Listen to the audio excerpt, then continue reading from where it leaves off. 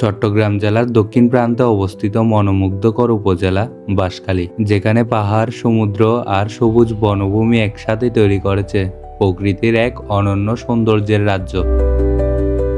বিশেষ করে চাম্বল ইউনিয়নের উঁচু নিচু চিরসবুজ পাহাড়, আঁকাবাঁকা পথ আর চারপাশের শান্ত পরিবেশ ভ্রমণ পিপাসু মানুষদের কাছে দিন দিন হয়ে উঠেছে অত্যন্ত আকর্ষণীয় এক গন্তব্য। প্রকৃতির এই অপরূপ রূপে মুগ্ধ হয়ে স্থানীয় মানুষ জায়গাটির নাম দিয়েছেন মিনি কাশ্মীর। পাহাড়ের বুকে বিস্তৃত সবুজের সমারোহ, দূরে নীল আকাশ আর নির্মল বাতাস যেন মুহূর্তে মনকে ছুঁয়ে যায়। এখানে দাঁড়ালে মনে হয় প্রকৃতি যেন নিজের সমস্ত সৌন্দর্য উজাড় করে দিয়েছে এই ছোট্ট জনপদে। শুধু পাহাড় নয়, বাঁশখালীকে আরো বিশেষ করে তুলেছে বাংলাদেশের দ্বিতীয় বৃহত্তম সমুদ্র সৈকত। প্রায় ৩৫ কিলোমিটার দৈর্ঘ্য বাঁশখালী সমুদ্র সৈকত। বিস্তীর্ণ বালুকা বেলা, গর্জনরত ঢেউ আর সূর্যাস্তের মনোমুগ্ধকর দৃশ্য যে কাউকে মুগ্ধ করবে। পাহাড়, সমুদ্র আর বনের এমন অপূর্ব সমন্বয় বাংলাদেশের খুব কম জায়গাতেই দেখা যায়। তো চলুন আজ আমরা একসাথে ঘুরে দেখি প্রকৃতির অপরূপ সৌন্দর্যে ঘেরা বাঁশখালী। আবিষ্কার করি মিনি কাশ্মীরের সবুজ পাহাড় আর সমুদ্রের অনন্ত নীলের গল্প।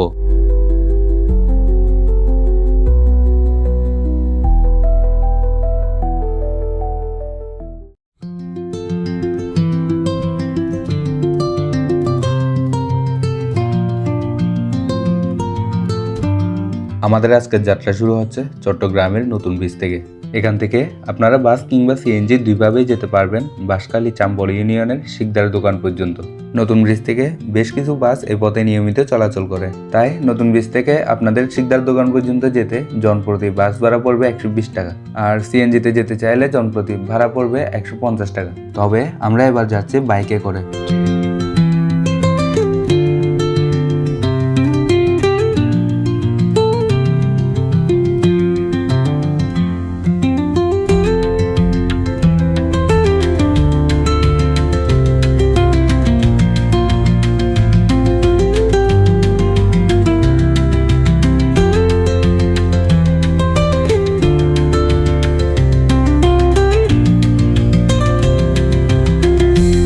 চট্টগ্রাম নতুন ব্রিজ থেকে শিকদার দোকান পর্যন্ত আমাদের পৌঁছাতে সময় লেগেছে প্রায় 1 ঘন্টা 20 মিনিট মতো।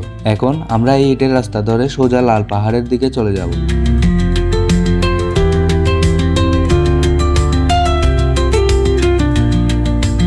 তো এখন আমরা চলে এসেছি লাল পাহাড় এরিয়াতে। এখান থেকে যতটুকু সম্ভব গাড়ি নিয়ে যাওয়ার চেষ্টা করব, এরপর বাকি পথটা আমাদের হেঁটেই পাড়ি দিতে হবে।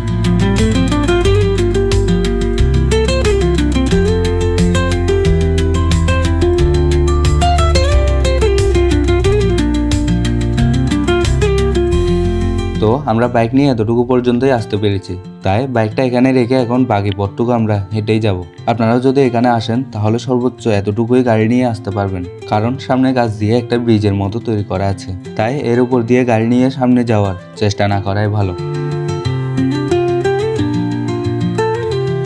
অবশেষে 15 থেকে 20 মিনিট হেঁটে আসার পর আমরা পৌঁছে গেলাম আমাদের পাহাড়ের চূড়ায়। আর পাহাড়ের চূড়ায় উঠতেই চোখের সামনে যে দৃশ্যটা দেখতে পেলাম, সত্যি সেটা ছিল অসাধারণ। চাম্বল ইউনিয়নের এই সবুজ পাহাড় আর চারপাশের প্রকৃতির অপরূপ সৌন্দর্যের কারণে স্থানীয়দের কাছে জায়গাটির পরিচিতি পেয়েছে মিনি কাশ্মীর নামে। চারপাশে যতটুকু চোখ যায় শুধু সবুজ আর পাহাড়ের সারি, মেঘে ঢাকা পাহাড়, সবুজের সমারোহ আর শান্ত নিরিবিলি পরিবেশ, সব মিলিয়ে মনে হবে যেন শহরের কোলাহল থেকে অনেক দূরে অন্য কোনো জগতে চলে এসেছি।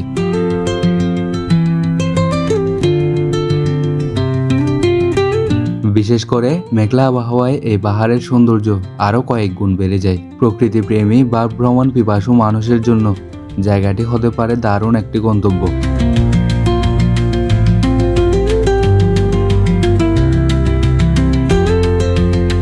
প্রকৃতির এই অপরূপ সৌন্দর্য উপভোগ করার পর আমরা আবার রওনা হয়ে গেলাম আমাদের পরবর্তী গন্তব্য বাংলাদেশের দ্বিতীয় বৃহত্তম সমুদ্র সৈকতের উদ্দেশ্যে।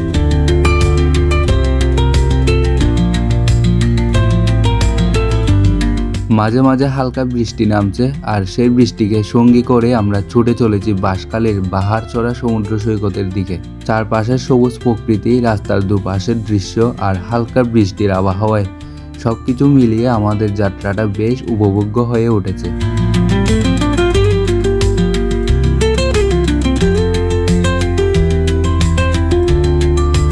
অবশেষে আমরা চলে এসেছি আমাদের আজকের দ্বিতীয় গন্তব্য বাঁশখালী বাহারচরা সমুদ্র সৈকতে।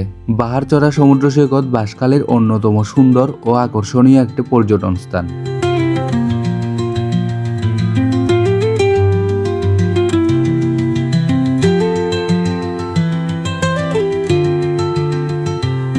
বিশাল সমুদ্র সৈকত, দীর্ঘ বালুকা বেলা আর খোলা আকাশ সব মিলিয়ে এখানকার পরিবেশটা সত্যি মনোমুগ্ধকর। শহরের ব্যস্ততা থেকে দূরে এসে সমুদ্রের বিশাল ঢেউ, নির্মল বাতাস আর প্রকৃতির সৌন্দর্য উপভোগ করতে চাইলে বাহারচরা হতে পারে দারুণ একটি জায়গা।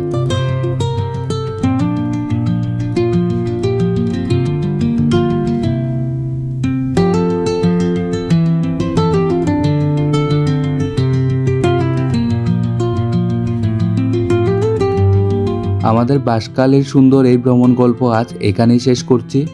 খুব দ্রুতই দেখা হচ্ছে নতুন কোনো ভিডিওতে, নতুন কোনো গন্তব্যে। আমাদের এই ভিডিওটি যদি আপনাদের ভালো লেগে থাকে তাহলে অবশ্যই চ্যানেলটি সাবস্ক্রাইব করবেন।